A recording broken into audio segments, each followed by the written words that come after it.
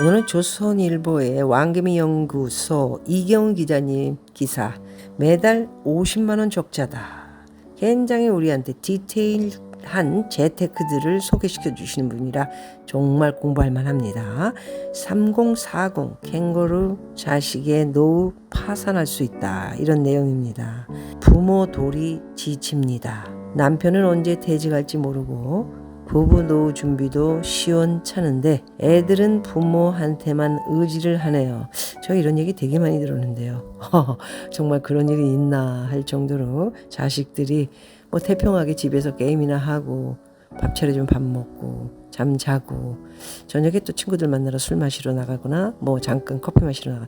이게 어쩌다 이렇게 됐는지 빨리 19, 20살이 되면 미국처럼 독립을 시키는 것은 참 잘하는 것 같습니다. 어떻게 살든 간에 데리고 있으나 밖에 나가서 잘못돼도 뭐 크게 잘못이야 되겠습니까? 잘 키웠는데. 그래서 저는 독립을 시키는 것이 굉장히 미국처럼 그런 것이 잘하고 있는 것이 아닌가라는 말씀을 우리 오시는 회원들에게 어드바이스를 하고 있는데요. 시어머니는 지금 제 나이 56세에 육아가 끝나 노후를 즐기셨는데 애들이 집을 안 떠나요. 정말 가슴이 답답합니다. 다 큰 자식 밥, 빨래, 청소를 언제까지 해주면서 살아야 하나요? 친구들처럼 부모가 집을 마련해 줘야 독립하겠다고 하네요. 오호, 이게 무슨 일입니까? 저 같은 경우에는 옛날이라 또 옛날 사람이라 그런가요? 고등학교 2학년 때 저는 MBC에 입사를 해서요. 학교를 다니면서 방송국도 다니고 월급도 받았죠. 그러면서도 뭐 백도 없고 돈도 없고 뭐 부모님의 어떤 뭐 의지를 할 곳도 없으신 두 분, 제 스스로 굉장히 고생을 너무 많이 했던 흑수저 중에 하나이기도 했는데요. 어쨌든 독립해서 스스로 하다 보니 성공은 했습니다. 살다 보면 성공을 할 수도 있고 못할 수도 있지만 혼자 살아가게 되면 많은 것을 터득을 하게 되지요. 그래서 성인 자녀의 경제적 독립이 인생 후반전 승패를 가르는 결정적인 변수로 이제 떠오르고 있다. 고물가, 고령화 시대일수록 노후는 더 빈틈없이 준비해야 하지만 홀로 서기를 미루는 자녀 때문에 장밋빛 인생 말년 계획이 틀어졌다며 속상해하는 부모들이 지금 늘고 있다. 이런 이야기입니다. 예비 은퇴자들이 모여있는 커뮤니티에서는요. 성인 자녀 뒷바라지에 대한 하소연이 끊이지 않고 있다고 합니다. 제가 모르는 이런 일들이 정말 많군요. 듣기는 합니다. 저도. 그래서 2020년 기준에 부모에게 손 벌려서 살아가는 30대에서 40대 성인 자녀는 자그마치 64만 9천 명에 달한다고 합니다. 통계가 이러니 더 많겠죠. 변변한 일자리를 찾지 못해 부모 돈으로 생활하는 백수 캥거루부터 직장이 있으면서도 부모 집을 떠나지 않는 한집 캥거루까지 다양하다고 합니다. 한집 캥거루, 백수 캥거루. 참. 자, 이런 조사는요, 어떤 증권회사에서 한 것인데요. 100세 시대 연구소 연구위원들이 한 것입니다.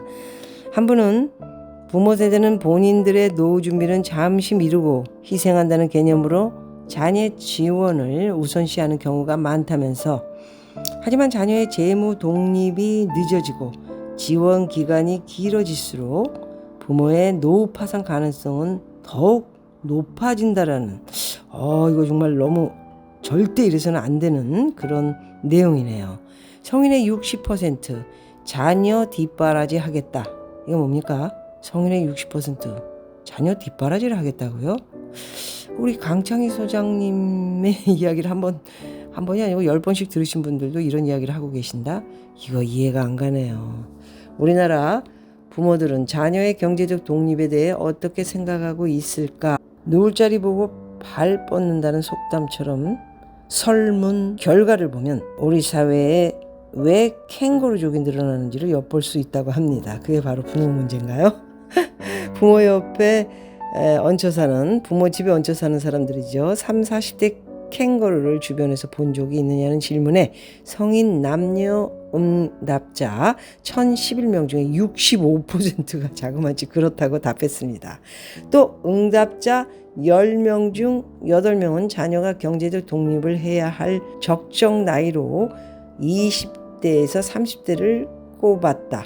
왜 이렇게 늦어요? 웬만하면 일자리 찾고 돈 벌면 나가야죠. 하지만 부모에게 독립할 필요가 없다고 생각하는 사람들도 전체의 9.2%나 된다? 이거 참 걱정스럽습니다. 부모의 품을 떠나 독립하려면 어느 정도의 소득이 있어야 하냐는 질문에서는 월 300만 원이라는 응답이 46%로 가장 많았다. 뭐가 이렇게 많이 필요해요? 이러니 부모 곁을 못 떠나는 것이죠. 얼마를 벌든 간에 일단 나가서 본인이 살아보면서 아래부터 쭉 또 나아지면 올라가는 그런 거는 아예 생각을 안 한 것 같습니다. 시집 장가까지 보냈으면 부모 구실은 다 한 것이란 생각은 대세가 아니다. 자녀가 결혼한 이후에도 재정적인 지원을 하겠냐는 질문에 성인 남녀 응답자의 세상에 57%가 능력만 된다면 지원하겠다. 이렇게 이야기들 하셨습니다. 능력 여부와 상관없이 지원하지 않겠다는 응답자 비중은 26%에도 그쳤죠. 그렇지만 응답자 26%도 개인이 눈치 보면서 해주고는 싶지만 고통스러운 그런 마음을 안고 자립하기를 원하시는 거겠죠. 최고의 효도는 적기에 독립선언을 하는 것이다. 노후 준비의 90%는 끝낸 것처럼 홀가분하더군요. 공공기관 직장인인 50대 오모 씨는요, 대학을 졸업한 딸이 지난해 은행원으로 취업하자 뛸 듯이 기뻤다고 합니다. 겉으로 내색하지는 않았지만 딸이 백수인 상태에서 퇴직 시점이 닥쳐올까 전전긍긍하던 참이었습니다. 오 씨는 주변에서 최고의 노후 대책은 바로 자녀가 직장을 구해 독립하는 것이라고 하던데 직접 겪어보니 사실이었다고 합니다. 퇴직이 임박했는데 애들이 취업은커녕 아직 학업조차 끝내지 못했다고 고민하는 지인들이 꽤 있었다고 합니다. 참 학비대랴 또 직장을 못 가면 집에서 개기고 있으면 용돈 주고 또 먹어야 되죠. 참 힘듭니다. 자식 사랑이 끔찍한 한국에선 노후 준비는 뒷전이고요. 자녀 지원이 우선이라는 부모들이 많다고 하니 부모가 문제네요. 문제는 자녀 뒷바라지가 금방 끝나지 않는다는 점이 문제죠. 대입 N수, 교환 학생, 취업 준비, 만원 비원 등으로 자녀의 사회 진출 시기가 계속 늦어지고 있기 때문이라고 합니다. 아무리 다 큰 성인이라도 도움을 청하는 자녀를 나 몰라라 하기는 어렵겠죠. 어렵다 이렇게 나왔습니다. 자녀가 상처받아 어긋날까봐 모질게 잔소리도 하지 못한다. 결국 자녀 스스로 깨우치고 독립선언을 하기 전까지는 신경전이 계속된다고 합니다. 한동안 엄마 카드로 생활했다는 30대 이모 씨는 어느 날 문득 부모님 두 분 모두 영원히 사시진 못하고 나도 늙을 텐데 하는 생각이 들었다. 갑자기 정신이 버뜩 들어 일자리를 구했고 지금은 그럭저럭 돈을 벌고 집에 생활비도 내면서 살고 있다. 독립할 생각은 안 하고 생활비 내놓고 엄마 아빠 돌아가실지 모르니까 일자리 구해야겠다. 물론 돌아가시면 또 아파트도 받고 재산 받으니까 일 안 해도 된다라는 생각을 갖고 있는 사람들이 많다고 하더군요. 70대인 A씨 가족은 매달 받는 연금 220만 원, 남편 160만 원, 아내 60만 원 연금이요. 70대. 부부가 알뜰하게 살면 크게 모자라지 않는데 문제는 장남이라고 하네요. 곧 마흔이 되는 장남은 인간관계가 힘들다며 20년째 일하지를 않고 있다고 합니다. 이거 참 힘듭니다. A씨는 현역 시절 월급이 나왔을 땐 괜찮았지만 은퇴해서 연금만 나오는 지금은 매달 50만 원 적자라며 부족한 생활비는 퇴직금 통장에서 조금씩 빼서 쓴다고 말하고 있습니다. 50만 원 말고 좀 더 쓰세요. 죽을 때까지 퇴직금 받으신 거 아무것도 하지 마시고 조금 계산하시면서 충분히 쓰십시오. 자식 주려 하지 마시고. A씨가 평균 수명까지 다 살기도 전에 퇴직금 통장, 잔고는 바닥 날 테지만 부부는 나중에 혼자 남게 될 장남의 생계를 더 걱정하고 있다. 참 슬픈 미래네요. 한국의 미래를 보여주는 일본에선 중년 자녀를 돌보는 노부모들의 사연이 넘쳐나고 있다고 합니다. 일본도 거의 비슷하죠.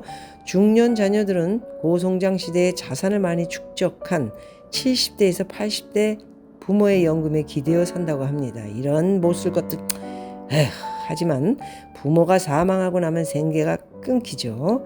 이거는 누가 잘못한 거죠? 부모가 그런 식으로 애를 방치한 것이 저는 방치했다고 볼 수밖에 없습니다. 부모가 죽고 나니 연금 안 나오죠. 그럼 어떻게 될까요? 그래서 부모와 성인 자녀의 불편한 동거가 개인의 불행을 넘어 사회 문제로 번지고 있다고도 합니다. 전문가들은 행복한 은퇴 생활을 꿈꾼다면 빨리 자녀 독립부터 1순위로 해결해야 한다. 왜 이걸 못 시킵니까? 미국은 알아서 스스로 잘 나가던데 친구들과 함께 쉐어해가지고 쉐어 아시죠? 함께 집을 얻어서 시작하는 거예요. 100만 원짜리 집이면 3명이서 30 무슨 일이든 알바로 시작을 해서 이제 또 큰 회사를 들어가기 위해서 이력서도 내놓고 뭐 여기저기 다니고 인터뷰도 하고 이게 왜 안 되는지 참.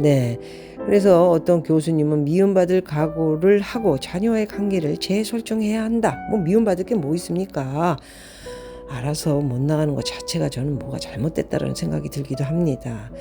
또 여러 사람들은 저를 또 뭐라고 나무래기도 하시고 훈계도 하시고 그러기도 하죠. 우리나라는 안 됩니다. 집도 사줘야 되고 돈도 줘야 되고 잘 주세요. 본인은 어떻게 되든가 말든가. 자식이 나중에 병들고 암 걸리거나 심장 때문에 질환 생기고 뇌 때문에 치매 걸리고 그러면 알아줄 것 같아요. 정신 차립시다.